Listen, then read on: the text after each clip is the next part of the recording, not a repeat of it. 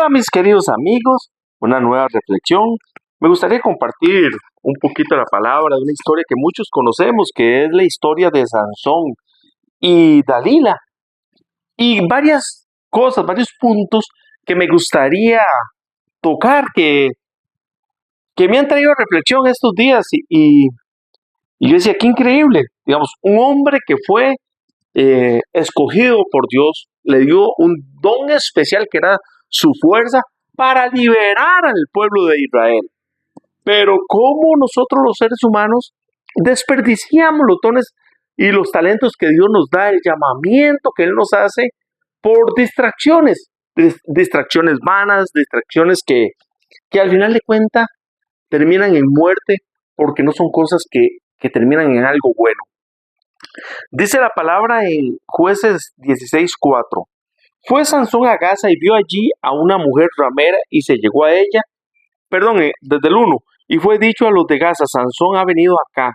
Y lo rodearon, acecharon toda aquella noche y a la puerta de la ciudad y estuvieron callados toda aquella noche diciendo hasta la luz de la mañana, entonces lo mataremos.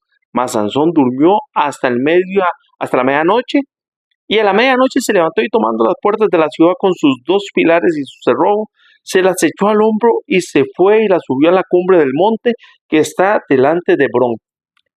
Cuando las personas pecan o pecamos, siempre lo he dicho, no es porque usted se equivocó y cuando se despertó, hoy pequé.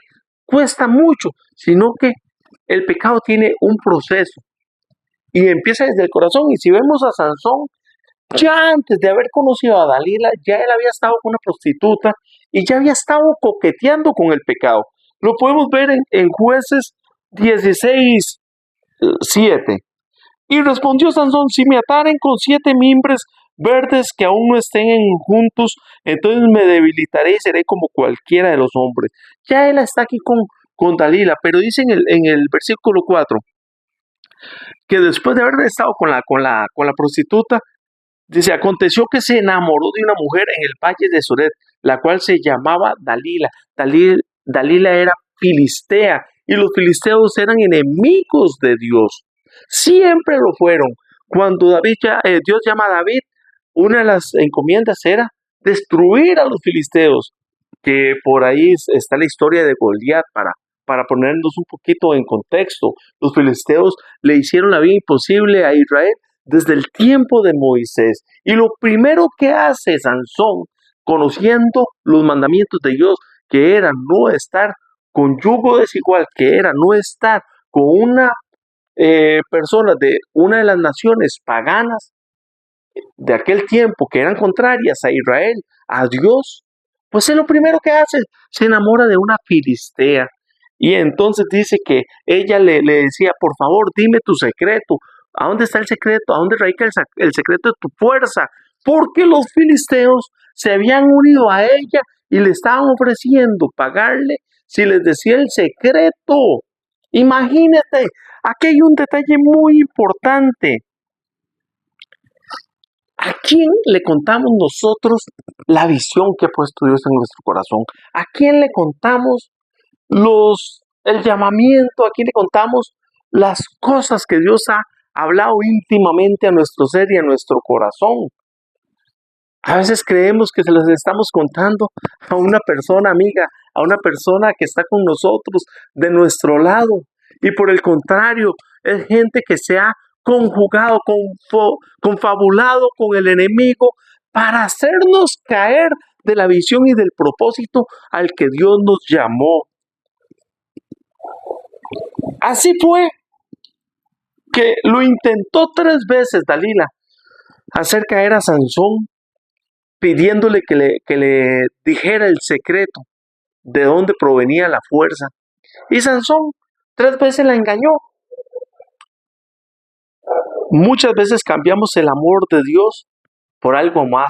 Dice que Sansón se enamoró de una filistea, se enamoró de una persona que venía de un pueblo que era contrario a los designios de Dios. Muchas veces nos enamoramos en yugo desigual y decimos, no, Señor, yo la puedo cambiar. Eso no me afecta, que mi pareja no sea cristiana, que mi pareja no te ame a ti como yo te amo. Yo sé que en el camino tú puedes trabajar, pero cambiamos nosotros a nuestra pareja o nuestra pareja nos lleva a su campo de batalla, donde somos vulnerables, donde somos fáciles de engañar y de seducir. Y ahí el detalle que muchas veces nosotros queremos jugar de vivos y pensar que somos fuertes, pero el Señor en su palabra dice que mire que el que esté fuerte que no caiga. Es una advertencia, pero ahora las prédicas es que, que nosotros con esta autoestima, el alzamiento de la autoestima, el fortalecimiento del yo, es algo negativo y es algo que va contrario a Dios. Dios dice, maldito el hombre que confiara en el hombre. O sea, maldito Yehudi si confía en Yehudi mismo, porque puede caer, porque se está engañando a sí mismo. Ese es el detalle, que nosotros nos creemos más sabios y prudentes que Dios en su sabiduría, pero nunca vamos a ser más inteligentes, más sabios y más prudentes que la sabiduría de Dios. Así que nosotros debemos de ser sensatos y ir a sus mandamientos, ir a sus estatutos y confiar que lo que Él nos ha dicho es lo real y es lo que nos conviene, porque estamos entregando las perlas sagradas a los cerdos.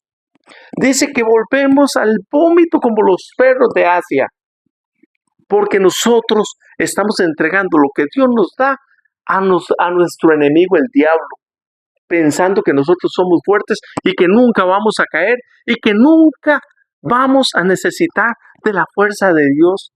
¿Por qué? Porque eso es lo que se enseña ahora. Esa es la doctrina, una doctrina helenística, como en la antigua Grecia, que es donde se exalta el hombre, se exalta el yo, y el yoísmo es lo que controla el mundo. Dice que Sansón, permítame para que veamos qué increíble, en el 16:21.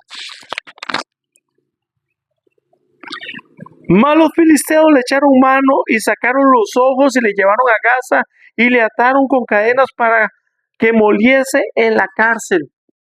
Al final de cuentas, llegó esta Dalila y le dijo, es que tú no me amas, en el verso 15.